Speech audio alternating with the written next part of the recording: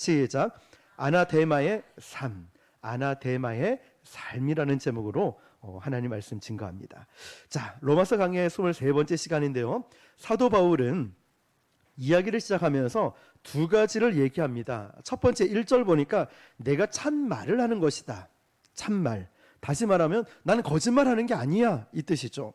이런 수사법을 잘 보면 예수님이 태어나시기 전 훨씬 오래전부터 약 400여 년 전에 생존했던 인물이 우리가 잘 알고 있는 아리스토텔레스가 있습니다.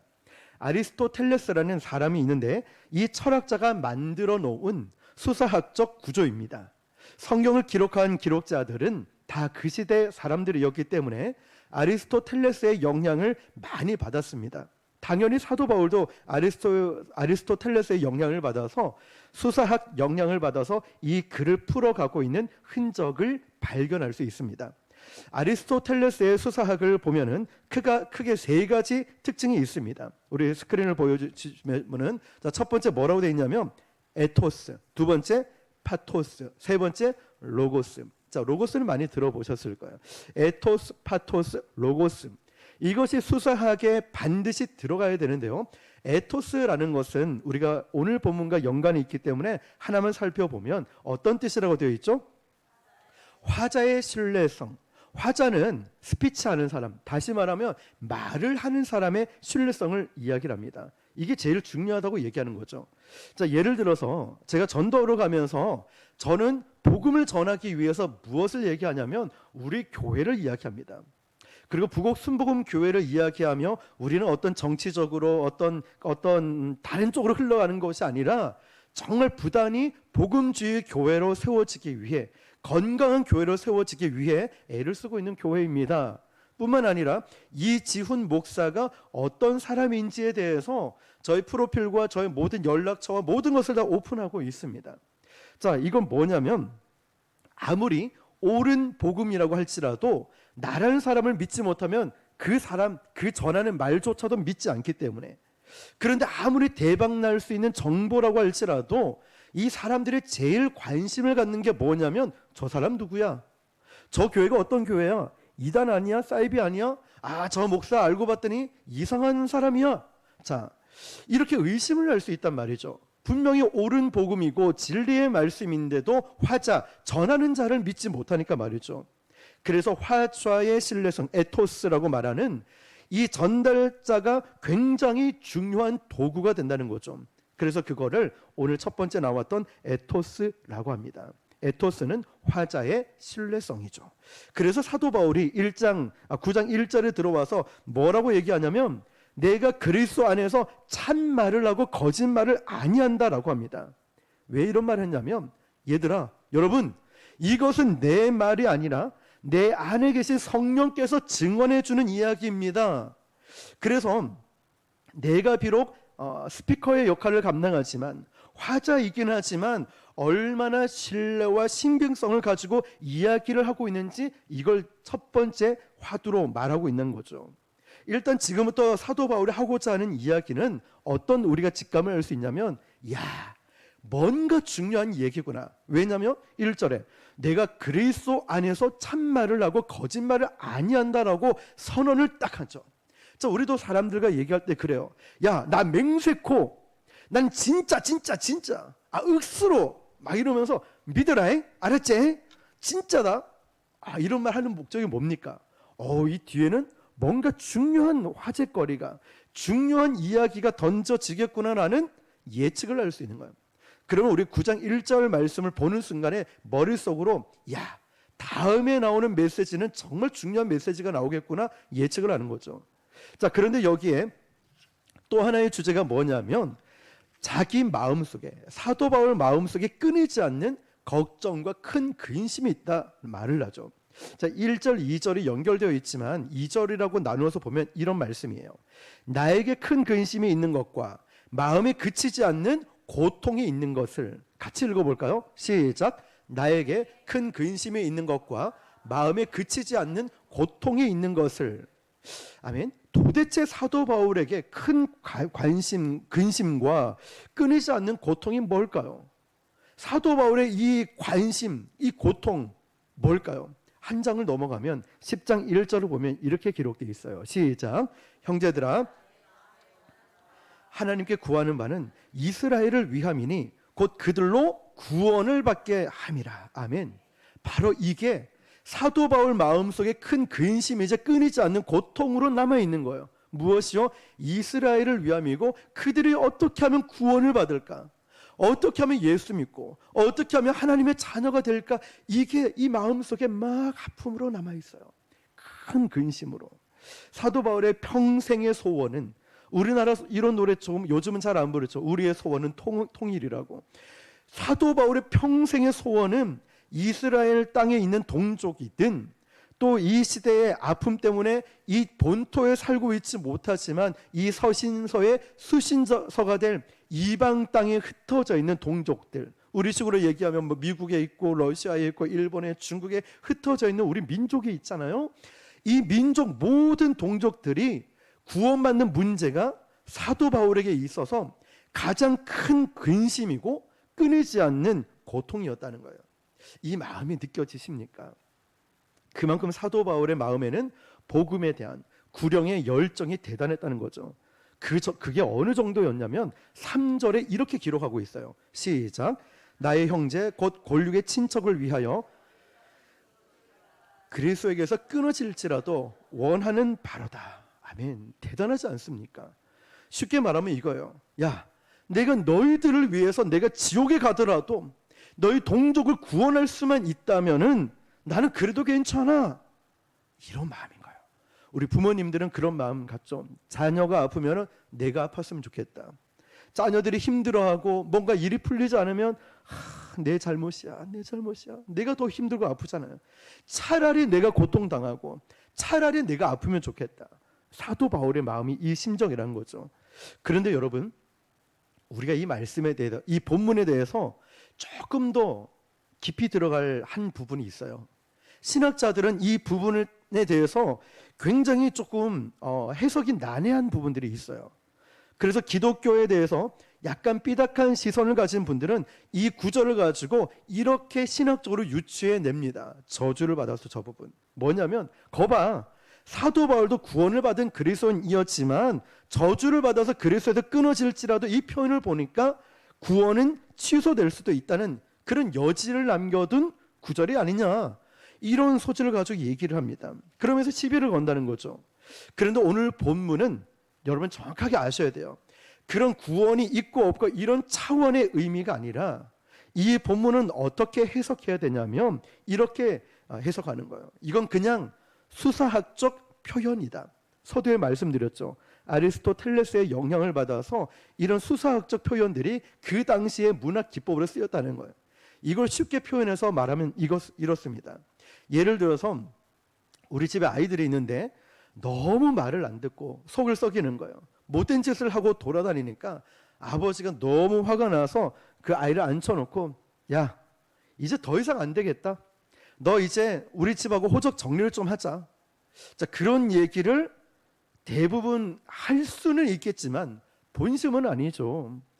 그래, 아버지가 진심으로 하지는 않는다는, 물론 너무 힘들 때는 그렇게 말하는 사람도 간혹 있긴 하겠죠. 그런데 이 표현이 뭐냐, 수사학적 표현이 뭐냐면 아들에 대한 너무나 안타까운 심정을 가지고 그걸 반어법으로 사용했다는 거예요. 그렇듯이 지금 이 말씀은 수사학적으로 보는 거죠. 자, 이게 대부분의 견해라는 거죠. 우리는 어떤 견해를 있다 할지라도 일단은 그 부분들, 신학적인 부분들을 조금 내려놓고 3절 한 번만 더 읽어볼게요. 시작. 나의 형제 곧 골육의 친척을 위하여 내 자신을 저주를 받아 그리스도에게서 끊어질지라도 원하는 바로다. 아멘. 노란 글씨 뭐라고 되어 있습니까? 저주를 받아. 자, 우리는 신학적으로 아까 봐라, 그렇게 사도 바울도 구원받았지만 이걸 보니까 구원이 취소될 수 있는 거야 라고 해석하는 반면, 또 어떤 사람은 이건 수사학적 표현으로 반어적 표현이다 라고 말할 수 있는 두 가지 방법이 있어요. 그렇지만 우리는 그걸 내려놓고 이제 뭘 봤으면 좋겠냐면 이 단어를 살펴보면 이 말씀의 핵심 포인트를 잡을 수 있다는 거예요. 저주를 받는다. 이걸 정확하게 해석할 필요가 있는데요. 자, 다음 페이지 한번 넘겨보면 오늘 주제의 말씀처럼 아나데마의 삶이라고 있어요. 자, 아나데마는 어떤 뜻이라고 되어 있죠? 저주를 받아서 위로 올리시다라는 이 뜻이 있어요. 자, 그러면 아나데마를 우리가 공부를 하지 않고 그냥 얼핏 봤으면 이 뜻은 저주라고 볼 수 있어요. 그냥 저주. 그러면 이 사람은 공부를 반만 한 사람이야. 반만. 여기서 아나데마라는 말은 저주라고 번역이 되어 있지만 실제에 이 풀어서 해석을 해서 공부를 해보면 뭐라고 되어 있냐면 저주를 받아서 위로 올려지다. 아나데마. 이게 바로 아나데마의 삶을 지금 이야기를 하는데 저주를 받아서 위로 올려지다. 자, 다음 페이지 한번 넘겨줘 보세요. 자, 이게 이 뜻이에요.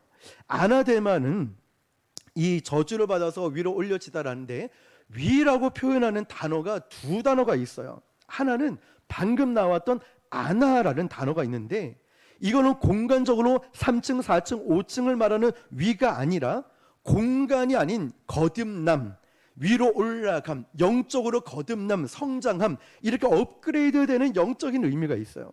여기 아나데마의 아나가 이 의미예요. 자, 영적으로 거듭남. 그런데 에피라는 단어도 위가 있어요. 이거는 공간, 1층, 2층, 3층, 4층을 말하는 위라는 공간적으로 인 의미로 쓰였다는 거죠. 자, 그러면 일단은 우리가 아나라는 단어를 보았을 때는 영적인 거듭남과 성장과 위로 올라감을 이야기하고, 그 다음에 데마의 이 단어를 보면 티데미, 티데미라는 이 단어가 합성어입니다. 진리를 알게 되면 똑바로 서게 된다, 이 뜻이죠.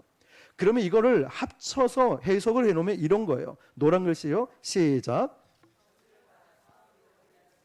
자, 그러면 아까 저주라는 단어를 보면서 우리가 이 단어를 살펴보고 있는데 어떤 뜻이냐면 쉽게 풀어서 말씀을 드릴게요. 여러 개 살펴볼 필요 없이 예수님만 우리가 살펴보면 이렇습니다. 예수님이 이 땅에 오실 때 인간의 몸을 입고 오셨습니다.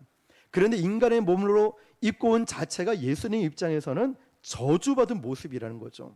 죄인된 인간의 모습으로 오셨기 때문에 하나님이신 예수님이 그 영광의 보좌를 다 내려놓고 죄인의 몸을 입고 오신 거예요. 자, 저주처럼. 그런데 여기서 끝났습니까? 아니죠. 어린 양의 제물이 되셔서 그 어린 양에다 모든 인류의 죄들을, 저와 여러분의 죄를 전가시켰죠. 죄를 다 짊어지고 이제 어떻게 됐냐? 십자가의 제단에서 어떻게 되셨습니까? 죽으셨다는 거예요. 저주를 받은 거죠. 십자가 위에서 제물로 죽으셨다는 거예요. 그 모든 죄의 죄의 짐이 그 대가 지불이 이제 누구에게로 올려지냐면 하늘 아버지께로 올려지는 거예요. 그래서 하나님의 우리의 모든 죄악이 예수님이 십자가에서 죽으심으로 모든 죄악이 대가 지불이 되면서 용서함을 얻게 되는 거예요. 예수님의 십자가에서. 자, 예수님 입장에서 보면은 이 모든 고난과 이 모든 저주와 모든 죄악됨을 다 짊어지시고 십자가의 죽으심으로 대속제물로 죽으심으로 우리 모든 죄가 해결을 됐고 용서함을 얻었다는 것이죠. 아들이 받으신 저주의 모습으로. 지금 사도 바울이 이 이야기를 하고 있는 거예요. 다시 말하면 이것 또한 모든 그리스도인들에게 요구되는 삶의 패턴이 되어야 한다는 거예요. 잘 생각해 보세요. 우리가 이 땅에서 그리스도인으로 산다는 것은 이 땅의 부귀와 영화와 명예가 보장되는 열매를 위해서 예수님을 믿고 구원받고 사는 게 아니잖아요. 이 땅은 우리 나그네 삶이라고 하죠. 이 땅의 모든 것을 충만하게 누리기 위해서, 복을 받기 위해서 예수님을 믿는다. 그거 아니잖아요. 물론 하나님은 주실 수 있는 분이셔요. 그걸 통해 일을 하십니다. 근데 그게 목적이 아니잖아요. 예수님은 뭐라고 하셨을까요? 나를 따라오려거든 나의 십자가를 지고 따라오라고 하셨죠. 이 뜻은 많은 대가 지불을 해야 돼. 좁은 문, 좁은 길, 나의 십자가 지고 험한 길도 나는 따라가겠습니다. 세상이 나를 미워해도 나는 그 길을 가겠습니다. 예수님은 예수님을 따라오려면 그 십자가를 지고 따라오라고 말씀하셨죠. 아니면 돈보따리를 짊어지고 오라고 안 하셨어요. 건물 땅 문서 갖고 오라고 하지 않으셨다는 거죠. 예수님은 누누이 말씀하셔요. 십자가를 지고 나를 쫓아오라고. 심지어는 어떤 때는 재물도 친척도 가족까지도 다 너희를 떠날 수 있다라고 누누이 경고를 하셨죠. 이게 잘 보세요. 우리가 이 땅에서 그리스도께서 가신 예수님이 가신 그 길을 따라서 또 주님 안에 머물러 산다는 것은 그것을 자처하는 삶이에요. 나는 고난받을 거를, 세상에서 핍박을 당할 것을, 때로는 억울함을 당할 것을, 때로는 그 고통을 당할 것을 자처하며 십자가의 길을 간다니까요. 저도 여러분도 그 힘든 개척의 길, 힘든 삶, 어렵게 복음을 증거하고 어렵고 힘들지만 용서하고 사랑하면서 주님이 가신 그 길을 쫓아가는 이 길을 자처하면서 가죠. 때로는 나에게 손실이 와요. 손해도 봅니다. 내 모든 영광의 자리가 무너지는 경험을 하기도 합니다. 우리가 그 길을 따라서 저주받은 모습으로 그 길을 각오하며 가는 거예요. 지금 사도 바울은 이걸 말하고 있는 거예요. 내가 그런 모습으로 평생을 바친다 하더라도 내 동족이 구원을 받을 수만 있다면 그 동족을 위해서라면 기꺼이 내가 마다하지 않고 하겠다 말한 거죠. 3절 말씀처럼 내 자신이 저주를 받는. 자, 여러분, 그래서 이 동족들의 구원에 대해서 잘못 이해를 갖고 있기 때문에 그 말을 4절 5절에서 이렇게 이야기를 합니다. 같이요. 시작. 그들은 이스라엘 사람이라 그들에게는 양자됨과 영광과 언약들과 율법을 세우신 것과 예배와 약속들이 있고 조상들도 그들의 것이요 육신으로 하면 그리스도가 그들에게서 나셨으니 그는 만물 위에 계셔서 세세의 찬양을 받으실 하나님이시니라. 아멘. 아멘. 예수 그리스도가 어디서 나셨을까요? 이스라엘에서 나셨어요. 유대 지파로. 6절부터 이제 잘 한번 볼게요. 자, 6절 시작. 그러나 하나님의 말씀이 폐하여진 것 같지 않도다. 이스라엘에게서 난 그들이 다 이스라엘이 아니오. 7절. 또한 아브라함의 씨가 다 그의 자녀가 아니라 오직 이삭으로부터 난 자라야 내 씨라 불리라 하셨으니. 아멘. 자, 이제 이 말씀을 보면 어떤 생각이 드냐면 성경은 참 이상한 책인 것 같다라는 생각이 들어요. 이게 무슨 말일까요? 한 얘기를 또 하고 있어요. 지금 이삭 이야기 나오죠. 아브라함 이야기 나와요. 우리는 모세오경을 통하여서 아브라함과 이삭과 야곱과 요셉에 대해서 쭉쭉쭉 배워왔습니다. 그런데 했던 얘기가 구약의 얘기가 신약에 또 하고 있는 거예요. 또 신약에 보면 또 나와요. 이 이야기가 히브리서에도 나오고. 이게 뭘까요? 집에 애들의 이제 엄마가 있잖아요. 근데 엄마가 애들한테 한 얘기 또 하고 한 얘기 또 하고 그러면 애들이 뭐라고 얘기할까요? 아, 엄마 잔소리 좀 그만해. 잔소리 좀 그만해 라고 하죠. 그런데 여러분 엄마 입장에서 보면은 한 얘기를 왜 또 할 거라 생각합니까? 왜 했던 얘기 또 할까요? 첫 번째는 중요하니까. 그만큼 중요하니까 너에게 계속 얘기해요. 두 번째, 왜 한 얘기 또 할까요? 술 취해서요? 아니죠. 왜요? 말을 안 들으니까. 한 얘기 귀담아 듣지 않으니까 하는 거예요. 한 얘기를 또 하고 한 얘기를 또 와요. 자, 그러면 이제 말씀을 정리하면서 볼게요. 이 성경은 사실 쉽게 표현하면 하나님의 잔소리예요. 대표적인 책이 신명기 책이죠. 신명기 책에 보면은 모세의 고별 설교가 3편 담겨져 있거든요. 근데 거기에 출애굽 이야기가 또 나옵니다. 반복해서 나와요. 더 구체적으로 신명기에 등장합니다. 왜냐? 다음 세대들, 2세대들은 하나님이 어떻게 출애굽시켰는지 모르기 때문에, 그리고 가나안 땅에 들어가서 뭘 해야 될지 모르기 때문에 했던 얘기를 또 하는 거예요. 그래서 신자가 신명기 할 때 신자가 무슨 신자인지 아십니까? 귀신 신자 아닙니다. 신명기 할 때 신자는 다시 제할 때 신자의 신명기예요. 그리고 다시 신의 신자가 바로 신명기예요. 그럼 말씀명이 되겠죠. 다시 반복해서 계속 말한다고 해서 신명기. 하나님의 명령을 기록한 책이라는 거죠. 그래서 성경의 중요한 이야기 중 하나가 이삭 이야기인 거예요. 그래서 오늘 6절, 7절에 또 등장을 하고 있다는 거죠. 우리가 이 모세오경은 우리가 배웠기 때문에 거기를 통해서 은혜를 많이 받았기 때문에 오늘 반복하지는 않겠지만 다음 시간에 왜 이삭과 아브라함 이야기가 사도 바울과 함께 등장했는지를 살펴보도록 하고요. 오늘 이제 말씀을 이렇게 정리해 볼게요. 우리가 이 땅에서 예수님이 가신 그 길을 따라서 또 예수님 안에 머물러 산다는 것은 쉽게 말해서 고생을 자처한다는 거예요. 자, 고생을, 힘든 일들을, 때로는 손해 볼 수 있고 어려운 일도 있고 그 영광의 자리가 무너지는 아픔과 고통과 많은 시간들을 낭비하는 것처럼 보이는 일들이 있을 수 있어요. 자, 그런데 이 저주받은 모습이 아까 오늘 제목 말씀이 뭐였죠? 제목 말씀처럼 아나데마의 삶이라고 있어요.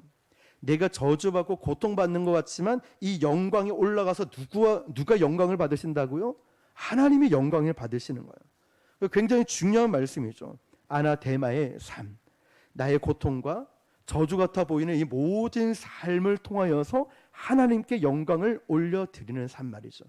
그러니까 지금의 여러분의 아픔과 희생과 헌신 이런 것이 헛된 것이 아니라 여러분이 사람이 모이든 안 모이든 기도의 자리가 헛된 것처럼 이래서 되겠냐 여러 생각이 들 수도 있어요. 이래가지고 뭘 할 수 있단 말이야. 왜 나만 이걸 해야 돼? 여러 가지 생각이 있어요. 그러나 하나님 앞에서는 헛된 일, 헛된 것들이 하나도 없다는 사실이죠. 쌓이고 마침내 하나님의 때에 폭발하듯이 응답을 받는 역사들 말이에요. 여러분의 헌신과 기도가 너무 귀합니다. 아나데마의 삶. 하나님, 저는 너무나 힘듭니다. 민족 구원을, 한국 교회를, 우리나라를, 우리 성도를, 우리 교회를 위해서 제가 이 시간에 1시간 새벽 기도에, 중보 기도에, 전도의 시간에, 예배의 시간에, 봉사의 시간에 아낌없이 합니다. 이게 너무 힘든 거예요. 그 아나데마의 삶. 이런 삶을 통하여 이 위라고 했죠. 거듭남, 영적인 향기가 되어 올라가는 거예요. 하나님께로. 사도 바울은 오늘 이 말씀의 핵심은 그걸 얘기해요. 무엇 때문에?